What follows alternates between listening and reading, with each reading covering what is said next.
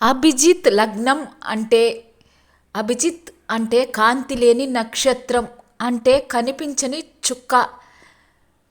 నక్షత్రం అంటే అనేక నక్షత్రాల సమూహం. వీటిని 27 మండలాలుగా విభజించి వాటికి అశ్విని, భరణి అని పేర్లు పెట్టారు. ఉత్తరాషాఢ నక్షత్రం చివరి పాదం, శ్రవణ నక్షత్రంలోని మొదటి పాదంలోని 15వ వంతు భాగాన్ని అభిజిత్ నక్షత్రం అంటారు.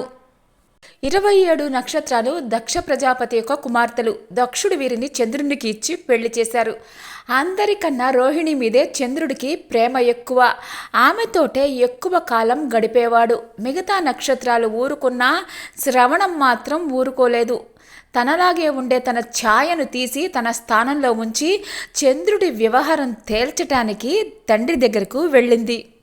శ్రవణ నక్షత్రం వదిలిన ఛాయ పేరే అభిజిత్తు.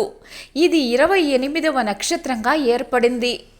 దీనికి ఒక ప్రత్యేకమైన స్థానం కూడా ఏర్పడింది. సర్వ దోషాలను పోగొట్టే శక్తి ఈ నక్షత్రానికి వచ్చింది. ప్రతిరోజు ఈ నక్షత్రానికి సంబంధించిన సమయం ఉంటుంది. దాన్నే అభిజిత్ ముహూర్తం అంటారు.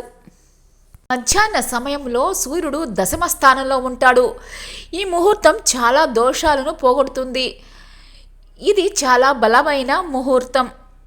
అయోధ్యలో రామాలయ నిర్మాణం కోసం భూమి పూజను అభిజిత్ లగ్నంలోనే చేశారు.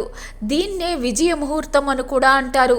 ఈ ముహూర్తం ఉదయం 11:45 నుంచి మధ్యాహ్నం 12:30 వరకు ఉంటుంది. ఈ ముహూర్తంలోనే శ్రీరాముడి జననం, సీతారాముల కళ్యాణం, భీష్ముడు ధ్యానస్థితుడై ప్రాణాలను విడిచిపెట్టిన సమయం, శివుడు త్రిపురాసుర సంహారం చేసిన సమయం ఇదే. ఈ ముహూర్తంలోనే దేవతలు సముద్ర మథనాన్ని ప్రారంభించారు. ఈ శుభముహూర్తంలోనే ఇంద్రుడు దేవసింహాసనాన్ని అధిరోహించాడు. దక్షిణం యమస్థానం కాబట్టి అభిజిత్ ముహూర్త సమయంలో దక్షిణ దిక్కుకు బుధవారం ప్రయాణించటం మంచిది కాదు. అలాగే ఉపనయనానికి కూడా ఈ లగ్నం పనికిరాదు అంటారు. ఆ నక్షత్రాధిపతుల సమయంలో ఈ అభిజిత్ ముహూర్తం వస్తే అప్పుడు మాత్రం దక్షిణ దిక్కుకు నిరభ్యంతరంగా ప్రయాణం చేయవచ్చు.